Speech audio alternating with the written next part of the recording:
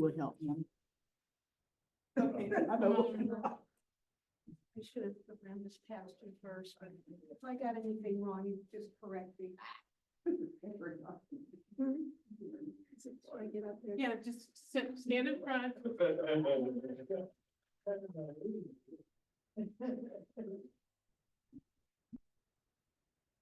No.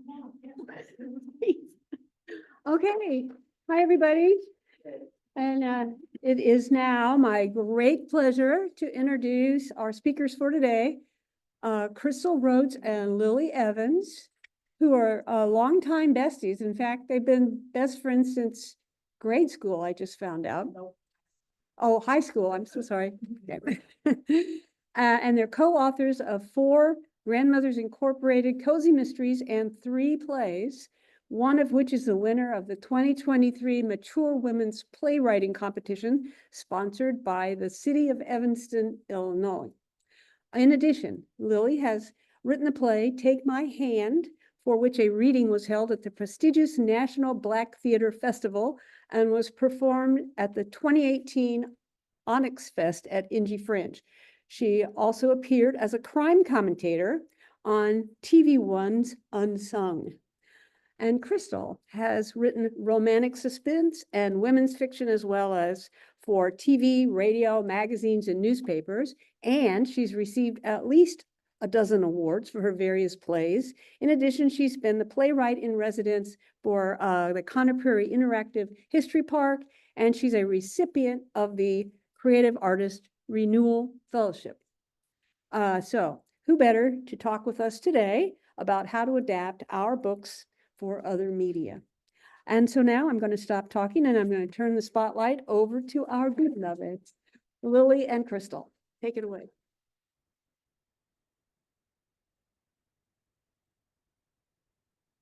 Okay, everybody.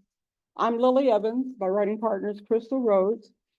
I'm going to apologize ahead of time for anything that happens because we're technologically inept, but that's okay.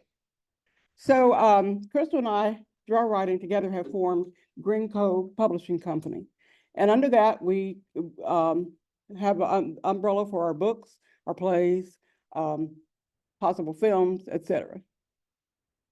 Now, in case, for those of you who know us, you know that Crystal and I are complete opposites almost in personality. Crystal is very energetic, loud. Oh, no, that's the wrong word. She projects. I tend to be a little more laid back. So writing together, we thought might be a challenge, but it wasn't.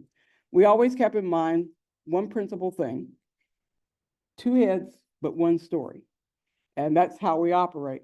Now, people often ask how we write together.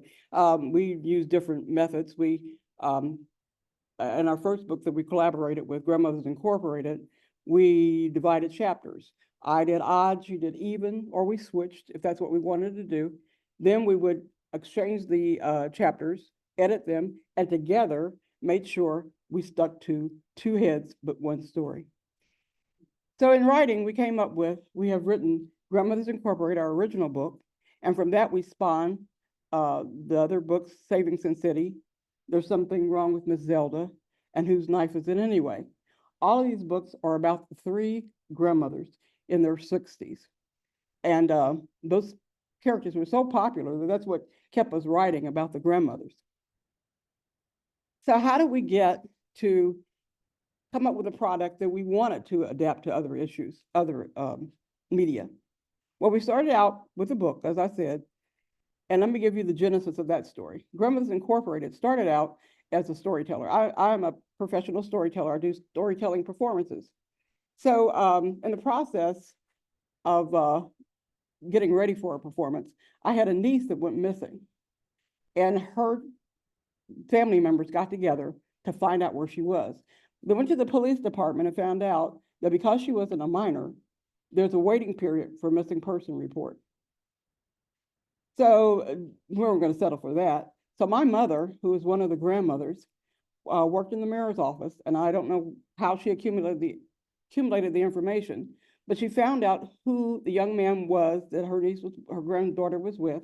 She found out where he worked, where he lived. She went to his job. She contacted the police department as sort of a backup in case we ran into a problem.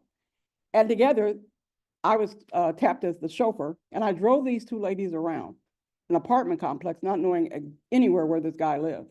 Well, one of the other grandmothers spotted a radio that she swore was her granddaughter's in a window. And we went, and sure enough, that was where they were. Well, no harm, no foul. The couple was dressed down for the way they handled the whole situation, how they didn't notify anybody. But what sparked my interest in the story was my mother. She had on this rumpled raincoat. She had on a ridiculous hat. I don't know why she ever wore. And I thought, God, she is Columbo with hair. So I thought, okay, what if these two grandmothers formed a detective agency and called it Grandmothers Incorporated? Well, I peddled around with the idea of writing something, but like I say, I do storytelling. Storytelling is, for me, is instant gratification. You look at your audience, you know where you're going, you know how they feel about you right up front, as opposed to writing a book and waiting 6 weeks to a year to find out. So I had happened to mention the story to Crystal, and right away she says, that's a comedy, that's a book. And so together we started writing, and that was our first endeavor with Grandmothers Incorporated. Okay, so we spawned the other 4 books, but in the meantime, we thought, wouldn't it be nice to see those characters alive, 3-dimensional, on a stage? So we wrote a stage play about Grandmothers Incorporated. It was the same characters, just in a different story. Now, the thing is, we wrote this book and sent it out to theaters and play producers and hoping for something to come along. And we pretty much forgot about it and kept on about our business. Well, maybe 3 or 4 years after we wrote, we get a call from New York. And Grandmothers Incorporated premiered, its world premiere was in New York off Broadway. Okay, so nobody was more shocked than we were. And there's a story about that too, because when they contacted us to send the script, Crystal couldn't find it. I said, no problem. I looked and I tore my entire house up and couldn't find the script. We finally did send it off, and Grandmothers Incorporated off Broadway became a reality. Excuse me, became a reality. So now we have to think, what else can we do with these characters? Because they are extremely popular. So we go from the storytelling becomes a book, this book becomes a stage play. Where do we go from that? Well, Grandmothers Incorporated was so popular, we continued to send it out, and people began to notice that, the play. And we were picked up at several theaters throughout the Midwest, through the South, until eventually the play came full circle back to Indianapolis, and it made its premiere here at Indianapolis last year at the Phoenix Theater. But we weren't done. We kept writing, and we decided that Grinco would expand.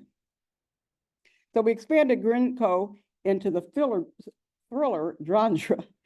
Okay, now each of us brings our own expertise to Grinco. Crystal is an award-winning playwright and novelist. I am also a produced playwright and storyteller. So we put our heads together, always remembering that 2 heads, 1 story, and we began our writing as a thriller.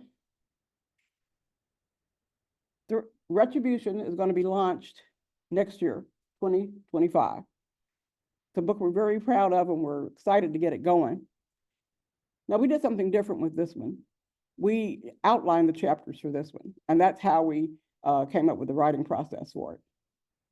There's obviously going to be a sequel to this, and we decided we're going to try something called brainstorming. That was my bright idea, the name of it. So what it is, one of us will write the story, basically, while the other person does something else.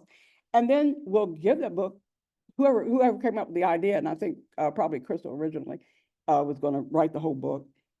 She'll give it to me, and I will put my thoughts and spin on the story, if you will. And like I said, we have 2 different writing processes. I've always loved thrillers. Crystal had basically done romantic suspense, and then we did the comedy with Grandmothers Incorporated. Now she's really into the thriller. So We're going to be probably writing a lot of those, but always again, 2 heads, 1 story. So what do we do now? We've written the book, we've branched out, we've done a stage play. Nothing could be more satisfying than a screenplay. So our next option is to write a screenplay. We are going to get that done. I don't say it's a possibility. I don't say we might. I'm saying we will get that done. Don't know how yet, but we will. So the purpose of our talk here is how to turn your book into other media. When you do that, it provides an outlet for more diversity for your books. You get it out to the public. You can diversify, and also you can have other business opportunities.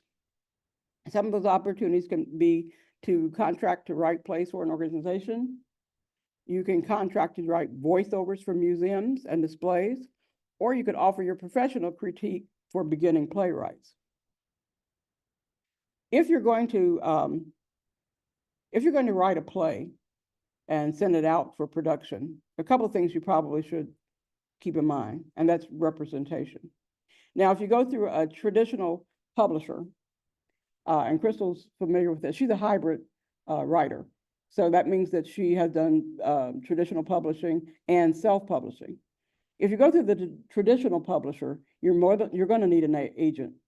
And if you do this with your play, you definitely will need an agent. There are several ways to find an agent. Query Tracker is one. That's a good place to start.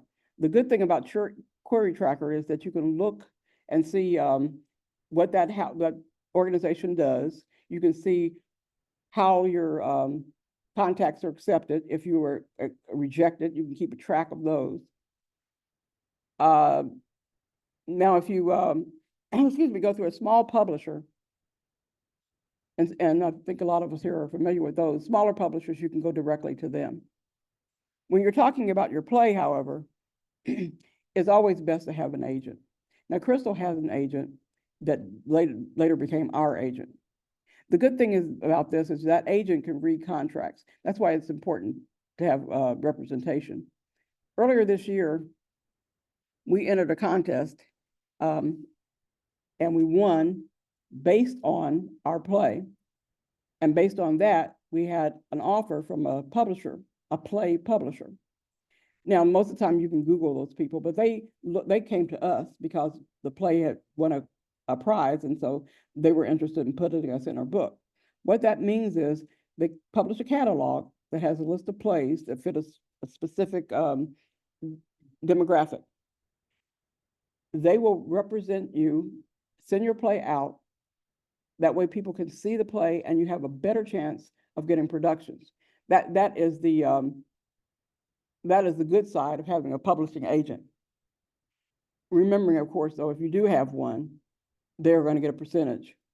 If you go directly to a producer of your play, you get 100% of the royalties. There are several places you can go to find play agents. One is the Dramatists Guild, and you can join them for $90 a year. And also there is the Playwright Organization, and you see up there their website, www.nycplaywrights.org. And you can contact them for information. So what does it mean to adapt your work? That's what we're talking about. Remember, if you publish yourself, if you're self-published, you own the rights. That means the publishing rights, the film rights, video, recording, you own the whole shebang, including the language rights. Those rights can be sold separately. Now, I told you that a publisher had contacted us about publishing our play. They were very adamant. We didn't think anything about it, so we kind of ignored them. But they came back at us. So we kind of looked at it, and assuming that we were going to sign with them, they sent us a contract right away. Sign this and send it back, and we're in business. Well, we looked at this contract, and I am not that familiar with contracts. Legalese is kind of hard, but both of us said, no way. This contract was not good. But what we were able to do was send it to our agent. And although she does not do screenplays or stage plays, she was able to negotiate the contract for us. Because if we had signed that contract the way it was, we were giving away all of our rights to that play. They wanted everything, and that was not acceptable.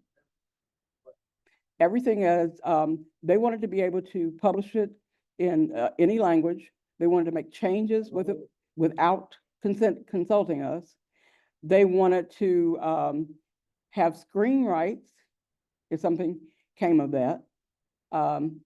Just the whole shebang. And so, and especially that bit about changing it and they don't have to notify us. I don't think so. And like I said, even though those rights belong to you, they don't have to be given up all at once. You can sell individual rights to individual people. So they have a contract with us, yes. They can put our play in a catalog, yes.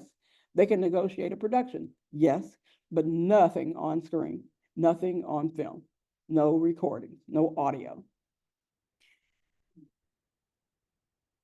Now, there's several misconceptions about your writing. One is that you have to know somebody.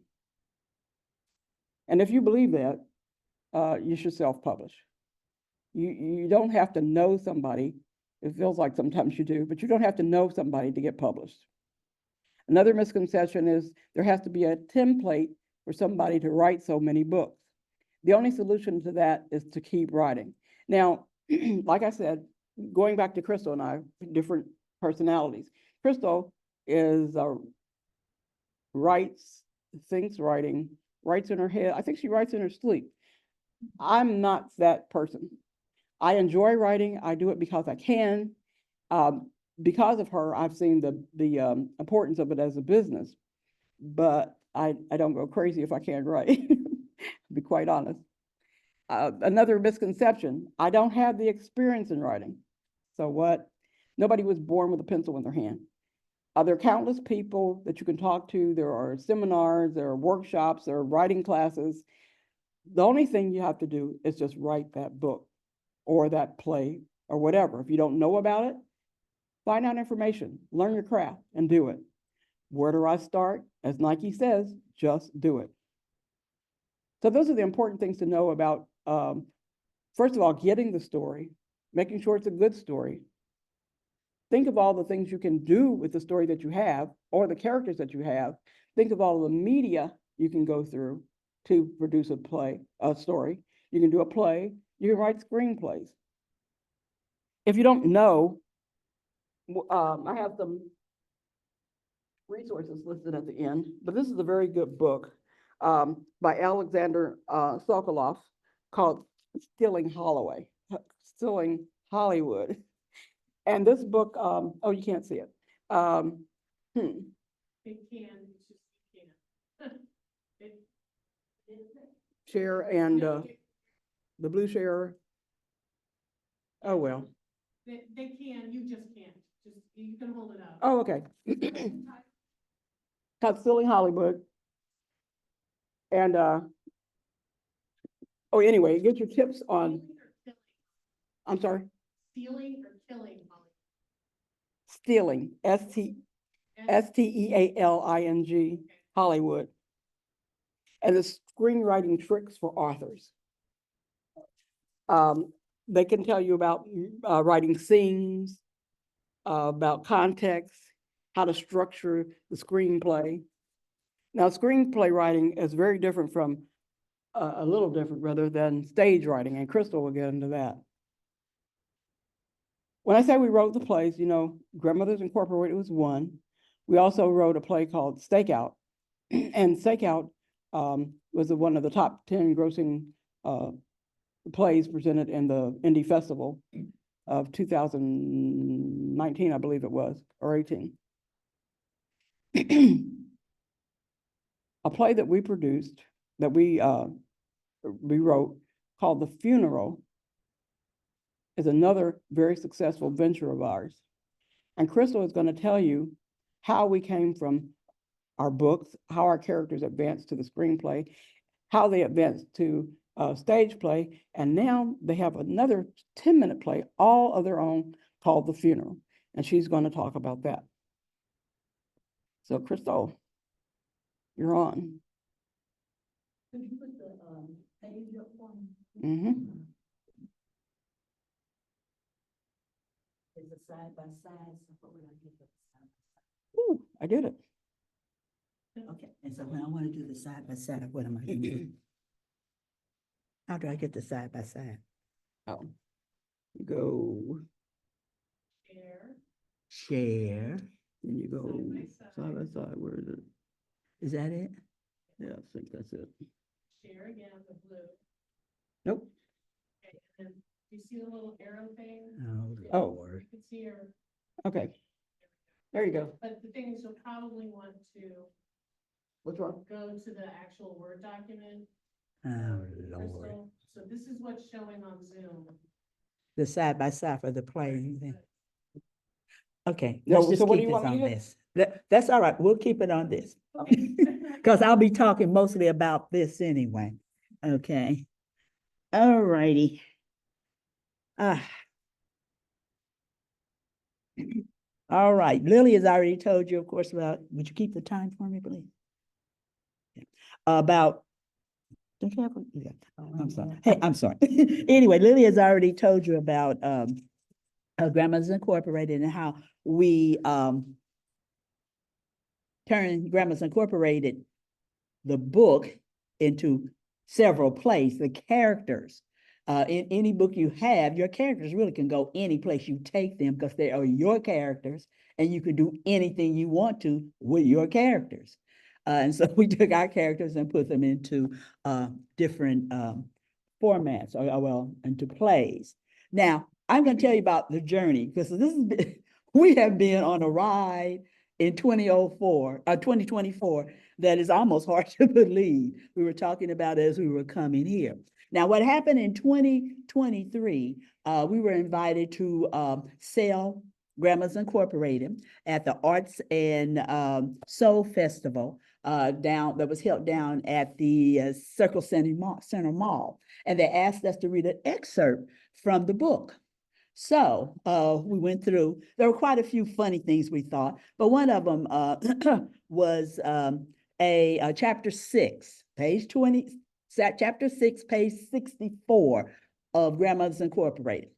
And in that chapter, it was about our characters having gone to the funeral of a friend. And they started recounting, they called their other friends and started recounting this funeral. So we read this and we tore up I mean, people were hollering, they were laughing so hard. So Lily and I, being the entrepreneurs, we always said, People ran to the table and started buying the book. And among the people that came to the table was someone who worked at Crown Hill Cemetery. Remember? Because at the time, it was just a chapter in the book, not even named. It was just chapter 6. Took us about, 15 minutes to read it. And we did the characters, all the acting we could do. And she said, this is really funny. This would be really good for an affair that we have next year, which is, it was this year, 2024. And so she took our information. Sure enough, she called us. And she said, we want you to read, offered us a nice little change of money. And we said, oh, okay, we're going to call this The Funeral. Being, again, entrepreneurs, we took the exact same words that were on that chapter in chapter 6 and started writing a play with the funeral. As you can see on the screen, the play was on this side. Simplified it. Exact same words. We used a voiceover for our introduction, and then using the same characters we had in the book, we started, and the exact same dialogue, we turned it into a play. And so we read it at the funeral. Well, not the, well, it was a funeral home. We read the funeral at the funeral home and knocked them out again. I mean, they were laughing. We said, we ought to have a reader's theater. And then we can charge people, we can charge people to hear the funeral and stuff. Okay, so that's one of the things you can think about. You may not have a comedy, but you do have something if you've written a book and you've got some kind of chapter. And, you know, you can do readers' theaters with your chapters. And charge people. Were we lucky? We don't know. I say it was a fluke, but you start thinking a different way when you start adapting your plays, your books into different kind of writing styles and writing genres and et cetera, et cetera. Anyway, remember, this is all in 2004. So after we did that, see what happened after that. As a result of that, as Lillie had said, we won a contest with Grandmothers Incorporated, but that was last year. That was 2023 when we won that contest. And I'm always entering contests, and I would suggest, particularly those of you who do short stories, and I think a lot of you might enter contests and stuff. It is very good for you to do that because, first of all, you may win, you may place. If you do win, you can always use that as a publicity for yourself, which people are very, what's the word? I can't think of the word, but impressed. Maybe that's impressed if you won something or even placed or became a finalist or whatever. And it also moves you forward. It gives you publicity for your book or your story or your play or whatever. And it helps you insofar as becoming the writer that you can become a more of a known writer. Because we didn't even start out to be famous, which we are not now, but still, we are quite successful, I have to say, insofar as being artists, writers. So anyway, we had the 2-hour play, Grandmothers Incorporated, that debuted off Broadway, who also won the international contest. Then we had the 30-minute plays that we took to Indie Fest. And then we needed that 10-minute play, because if you go to the resource that I had about playwrights.com and you start following, which I do. I do this on a daily basis. I go to playwrights.com every morning and I see what they are looking for plays. And it's usually 10-minute plays, I noticed. That's how one of the reasons the funeral came about as a 10-minute play. We had a 30-minute play to enter in contest. We had a 2-hour play that had been very successful, won contest, and also, been produced several times. But we needed a 10-minute. And so the funeral became that 10-minute play off of that chapter 6 of our book. So, I'm laughing because we were thinking, was this luck or was it a fluke? Because what has happened to us is really kind of amazing. So we wrote the funeral, we got it done, we read. As a matter of fact, somebody came up to us recently and said, oh, I was at the funeral home and we heard the funeral and you were really funny. And so that really made us feel good. People actually remembered who we were. They remembered the funeral, which in turn we could tell them came from the book, Grandmothers Incorporated, that I hope you would go and buy, et cetera, et cetera. But anyway, I digress. That's how one of the reasons the funerals was turned into a 10-minute play. And as you can see, the format for the funeral, as opposed to what it would look like in a book, you can see just the beginning of the format. Never changed one word. We have to this day not changed one word of chapter 6 of that book of Grandmothers Incorporated, not one word. Other things have been changed. We had to, because you have to adapt yourself to the format. But the play itself has been very successful for us insofar as we move forward with our careers as writers. Okay, so now this was in fact February of this year when we did the Crown Hill thing. We won the contest for Grandmothers Incorporated the year before, but the funeral was moving forward. And we thought, okay, our whole goal has been for the last, I don't know how many years, is to see Grandmothers Incorporated as a film. And we know, we highly recognize that we will be thought of, our story would be thought of as the Golden Girls, the Black Golden Girls. We don't see it that way, but if that's what we had to do to sell it, okay. So we wanted to be a film or TV series. And with the streaming, the possibilities, not only for our work, but for all of your works is really very high. You just have to get in there and you have to be persistent and you have to learn what you have to do to get that done if you want to get it done. So anyway, we figured out that logically, if we might write a shorter film, it would be easier to get that done than to try to get the whole thing done. So we started writing the screenplay for, and you see that on the screen, The Funeral. Oh, I thought, somebody's telephone for those that are out there. Anyway, meanwhile, we're back here. So we got this in our mind that we're going to write this shorter film, and we did, called For the Funeral. Because if we can't get a 2-hour film done, then the best we can do maybe is get a shorter 10-minute film produced. Meanwhile, earlier this year too, 2024, we were presented with 2 opportunities to get Grandmothers Incorporated produced as a film. A film company in Canada approached us, and then another film company in Los Angeles approached us as well. Or we approached them. Once we found out about them, we were relentlessly approaching them. And we did get the opportunity to present our work to them. And not The Funeral, but Grandmothers Incorporated, the book. Now, The Funeral is still on, in our heads and on our paper for the 10 minutes. Our main goal, our big goal, is to get Grandmothers Incorporated done. The Funeral is just a process of getting that done.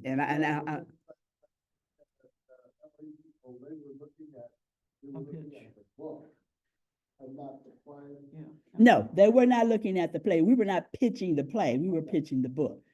Okay. So anyway, during that process of both of these opportunities, we learned how to write a log line, which you do have for books too, but they're very important for, particularly, well, they're for plays, but particularly for film. And the log line is 1-sentence description of your story.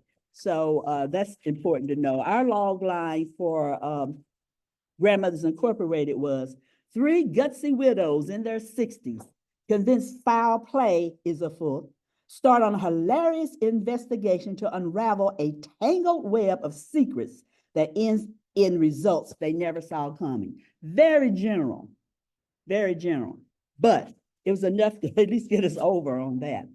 So after we learned how to do the log line, a treatment is usually requested. And the treatment was process of learning that was, it's really the longer scene by scene written example of what's in your script. And we're talking about Grandmothers Incorporated again as a screenplay, not The Funeral yet. So we wrote the treatment, and then we learned how to do a pitch page. These are all the things you must know the difference between a book, a play, and a screenplay. So if you're going to adapt it to something different, your book to something different, learn the jargon, learn the business. I'm always about the business, and learn what you have to do to adapt that. I always think of it as like water. Your writing is fluid. You just have to learn how to adapt to whatever it is that you want to adapt your work to. Okay, so after we did that, we waited, fell short insofar as being chosen for possible production, but we really weren't disappointed. Here we were, 2 women over 50, living in Indianapolis, Indiana, who had the possibility of having our work presented to 2 production companies. What are the chances, you know? Because we were persistent and we kept on trying and we kept on going. So anyway, we didn't get chosen. Yes. Okay, as a matter of fact, I've got it here. I don't have it unfortunately on screen, but a pitch page, and I will show you this after I get through talking. Pitch page has the title. As a matter of fact, it's almost like that production note thing. Well, no, we don't have the production note. Well, anyway, it has the title, it has the genre of what your work is, your log line, and I read you the log line. It has a synopsis of your story. It has your characters and a bit of the description, very short description, just like you would do in a play, quite frankly, if you sent out a play thing of each of your characters and the setting. And if you think about this production-wise, and as a producer, you've done the producing, Mike, they're going to look at this pitch page. The first thing you're going to think, how much is it going to cost me? You know, what is the setting? Is the setting too much? Are there too many characters? Where the pitch page is, I call it a money page, you know, show that, hey, oh, okay, this looks like a possibility. It's not a setting in some places it's going to cost us a lot of money to produce. So that's very important because you can go straight from your book to a pitch page. The setting, they want to know what it is. Is it a contemporary storyline? Is it a storyline like in the 1800s? Because that's going to cost them more money than a contemporary. How many sets and stuff would they have to do? But it's very simple. As I said, I do have a page, and I'll pass it around. This is the exact pitch page we use for the Los Angeles producers. They wanted a pitch page. And an agent is necessary to get through to them for a pitch page. So that's important. Although we didn't need the agent for that first one. That first producer, the one from Canada. No, No, we had an end on them, so we won't go into the details of the end, but we did have an end. And we weren't the only ones presenting, so. Okay, I see I have a clock. So anyway, we fell through, like I said, but that didn't deter us because the goal is to get Grandmothers Incorporated, that whole series done. So we started thinking again. Okay. The funeral, that's how we're going to do it. We need a short piece that highlights the characters in a comedic way on film that might interest producers. So that was always our thing. Now, the funeral had already proven itself because we had that advantage. Remember, we'd already read it in 2 different venues that people weren't crazy about it. So we had that also to pitch, you know, our agent had that to pitch. Oh, you know, people bought their books and blah, blah, blah, and they read it and this and that, and people loved it. So, and we knew that one, I want to keep saying book page, but it was really the play and the pitch. That one little piece, that one chapter was a hit. Now, if one chapter can be a hit, surely the rest of the book can be a hit. At least that's what we're thinking anyway. So we said, okay, the funeral, that is going to be the piece that we're going to try to get on film. It'll be easier to get a 10-minute film done off of these pages than it is to try to get a whole series of books done. What we need to do is get the interest in these characters and what they do. So anyway, and I keep laughing because I have to give all credit to Lillie on this. I won't go into all the details anyway, but we were at a book fair in Fishers, Indiana. And we haven't done a lot of book fairs recently. We really haven't, because we've been writing, you know, we've been working on retribution and different things. And so we did go, I don't even remember, it was, anyway, so we were in Fishers, Indiana. We were selling our little Grandmothers Incorporated. You know, everybody's been to the book things and stuff. And I'm in La La Land.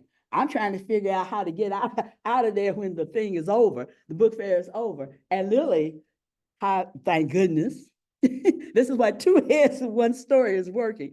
She was listening and observing. And we saw a guy come in And I didn't pay much attention. I'm trying to get out of there. But Lily did. She heard him talking to the author next to us. And this guy turned out to be a film producer or a film director. He was a film director. So Lily jumped on it, And I'm Johnny come lately, but I'm listening. I'm thinking, oh, okay. And he said, oh, looked at Grandmothers Incorporated, said, oh, I know somebody who might be interested in this. From my understanding, because he contacted, as he said he would, he contacted Lily about the same week. It was a couple. He said, I'm going to send this to a woman who was a producer in Atlanta. He did. He contacted her right away. She went to our website, contacted us like that. We said, oh, because we knew we had a winner. We know we have a winner. She contacted us right away. And that wasn't even a week. It was like No, it was a couple of days. a couple of days after the fair. The fair was on a Saturday. And I think we heard that from that lady about that Monday or Tuesday. It was amazing. And so we looked her up. She has a production company in Atlanta, an award-winning producer. And we've been in touch with her ever since. And we continuously talk to her. And it looks like it might be a go. She, like us, understood that the funeral was the piece. Because what we did was we sent the play. We didn't send the screenplay. We sent the play, the funeral, to her. And she read that. Right away, she knew how to turn it into a screenplay. We told her we had turned it into a screenplay. But looking at the difference between what she wrote back for us to see and what we wrote, we could see the difference in technique and how visual she had made it, as opposed to us, because we were going to produce it originally very cheaply, with just 5 actresses talking on the phone. Her stuff was great. But then see what happened after that. We met her. We went on Zoom. We have had 2 Zoom things with her. And before Thanksgiving, we got a personal meeting with her to work out some details and stuff. We checked her out because there's a lot of scammers out here. And she happened to know somebody we know here. That's where knowing somebody helps out. Know somebody we know here who wrote back and told us, oh, she's good. She knows what she's doing. And she's good. So we feel really good. So we're going to do the funeral as a 10-minute film or a short film that she was talking about needs to be put into festivals. And she was telling us how to do that. And we saw how she had done her films in the festivals. And to get attention for the characters from Grandmothers Incorporated with the proposal and the hope that we can get somebody interested in doing Grandmothers Incorporated. So that's and this has been happening all year. I mean, just one thing after another. I know Jan's always saying, we already got something to announce. Things have been happening. And we were saying, we don't know if it's fluke, if it's luck, or just the fact that we're good.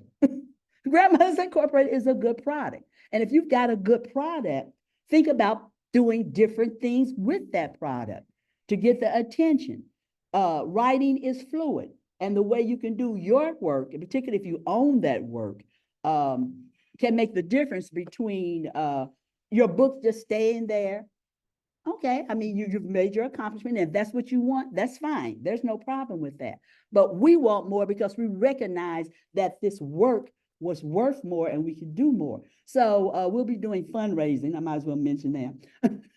Probably in next year, January, February, March of next year, to help pay for the production of this play. We've already asked, and those who Deborah Asante, who has produced, who directed, she is also a heck of an actress, which you probably didn't know.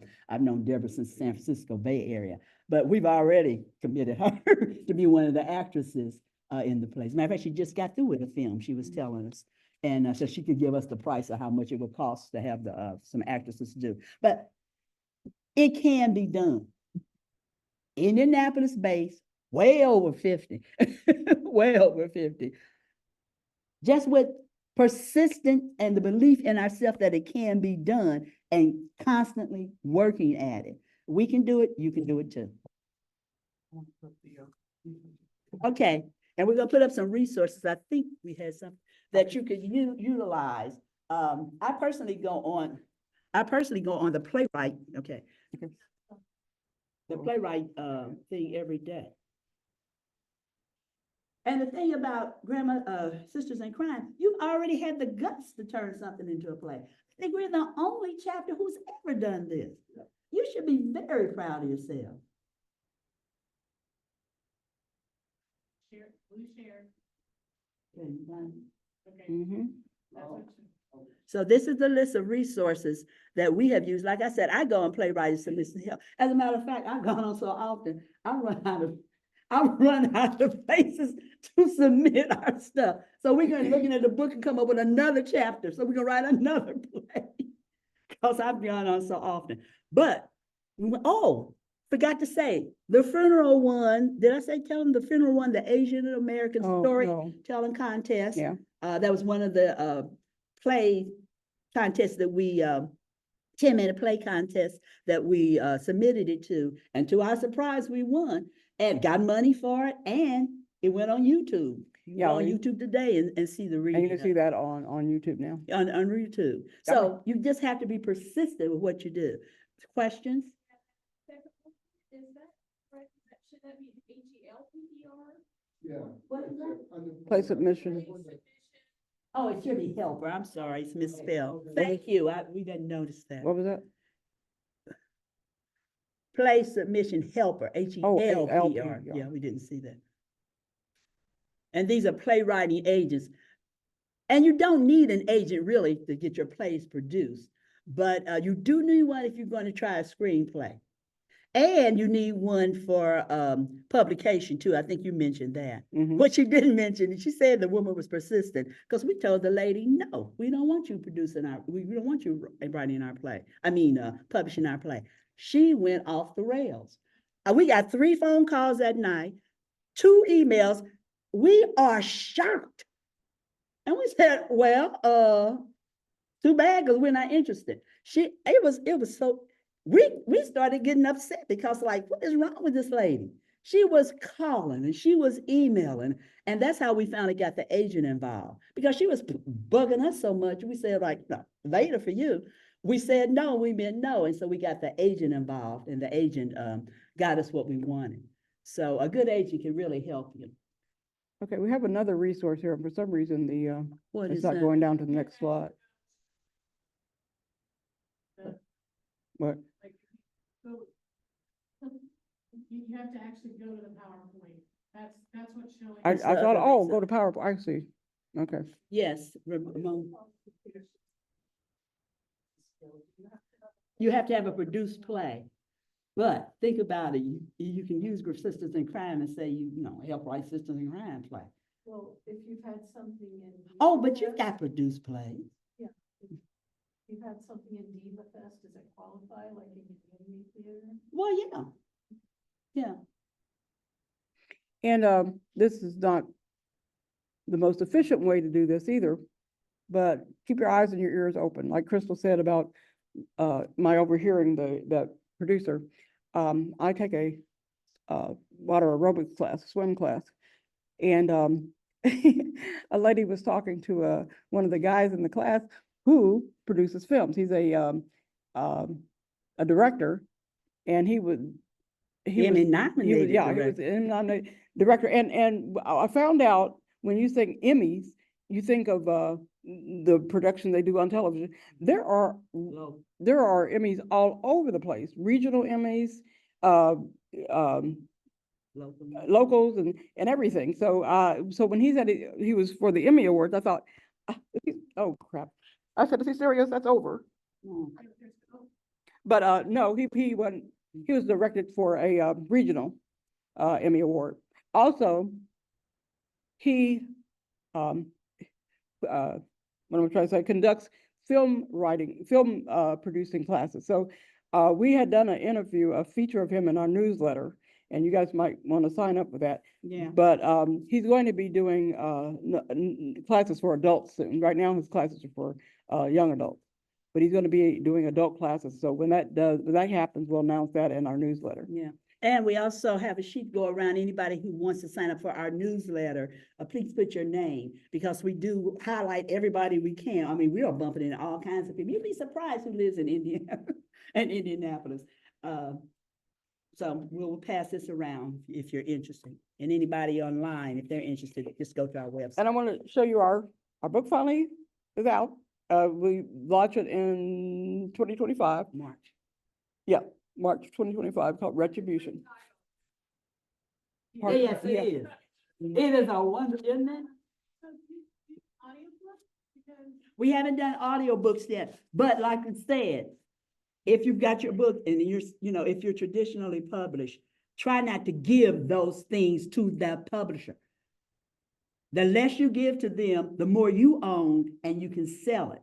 But so we own the right to audiobooks. And so when we get ready to sell that, we'll find somebody who wants it. And hopefully with Grandma's Incorporated and the small film that we want to do, it will increase the value of whatever we want to sell. So. Okay, any more Any other questions? questions? Okay, well, thank you. Yeah, thank you. And here, this is for our newsletter. If you don't want it, just pass it around, that's fine. I'm already on your newsletter. Okay, great. What, Linda? can anybody tell me what is retribution about? Okay, I read you from the back. Disgraced journalist Maggie Cabello is running for her life. When she turns to Alexander Jericho, the grieving fiance of her late friend Alicia Berkeley, they both find themselves narrowly escaping death. That is until they join forces with Alicia's uncle, the enigmatic Jamal Carter, who turns the hunted prey into deadly, cunning hunters. Until we get it through, we put it through our critique group. Yes, it has gone through. Yeah. Yeah. So Thank you. I'm afraid to try to get this down. So if you have a piece that you've done that is related to Crown Hill, even though I did a short story for Crown Hill for this anthology for the landmarks, do you think you could adapt a short story that would go in the landmark anthology, or are you guys already doing that? Okay, Zoom. No, it's Bridget. She's asking a question. Oh, well, I'm sorry, what's that? I'm sorry, repeat that, Bridget. You said that one of your pieces is about the funeral in the Crown Hill Cemetery, and since our landmark anthology is landmarks, do you think you might be able to do a short story and put it in our anthology, or adapt a piece out of one of your pieces that you've already got? Oh, well, I submitted one. Yeah, Lillie actually submitted a So we story. can- Okay, okay, great. But I was thinking about writing another, so. Hey. Now we can. Maybe with those characters and get another foot out there. Absolutely, Crystal. Here you go. Okay. So online, are you good to go? I'm good. Thank All you. right. Have a lovely time. Thanks, See you Lillie next and year. Crystal. Bye-bye. Bye.